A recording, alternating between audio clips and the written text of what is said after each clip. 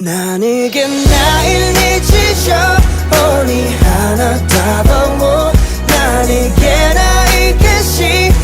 に額縁をためらないこんな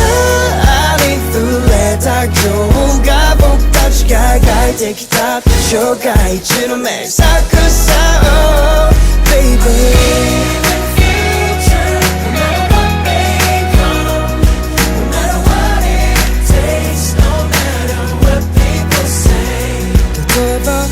ポケットにクッキーを見つけたらそれをバレないようこっそり食べてしまうより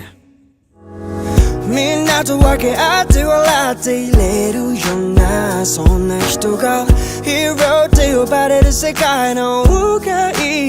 奪い合う love